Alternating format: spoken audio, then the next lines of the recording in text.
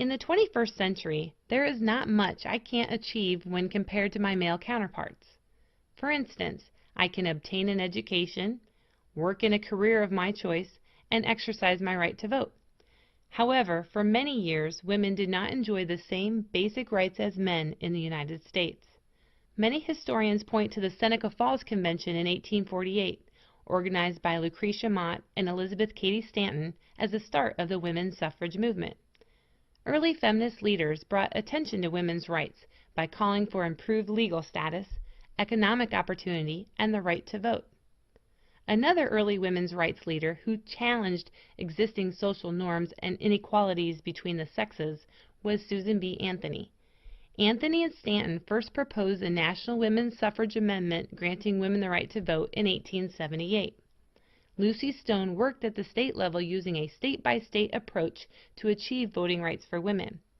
But it was not until 1920 when the National American Women's Suffrage Association, or NAWSA, and the National Women's Party finally secured the passage of the 19th Amendment to the U.S. Constitution, granting women the right to vote.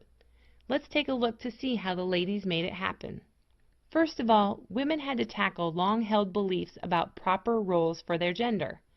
Historically speaking, men and women were seen to have separate spheres of influence.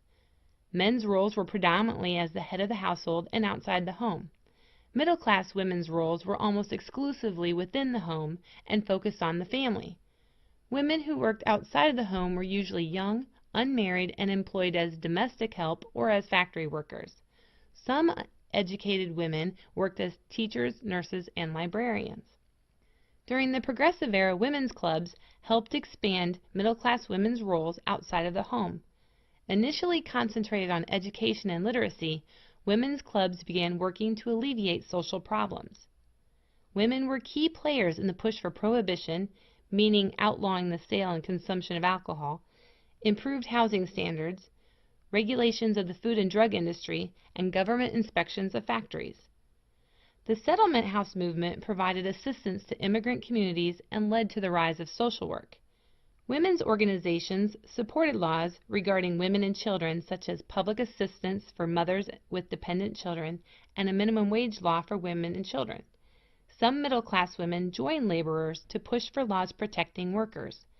Women joined labor unions, held meetings, picketed, and raised money to support their causes.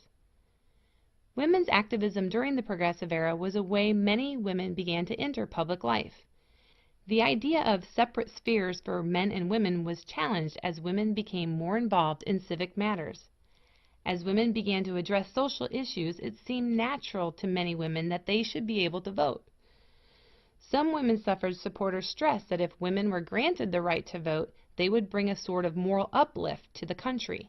For example, they argued that women would likely vote for prohibition or laws aimed at stopping prostitution.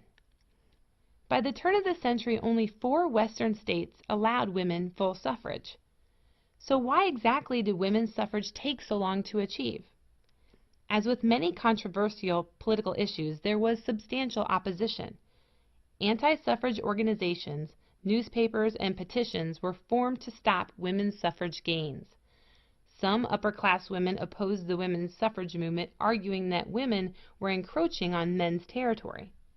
The anti-suffrage movement contended that granting women the right to vote was challenging the natural order of society, and they attempted to associate women's suffrage with compromised morals, even leading to neglect of children and divorce.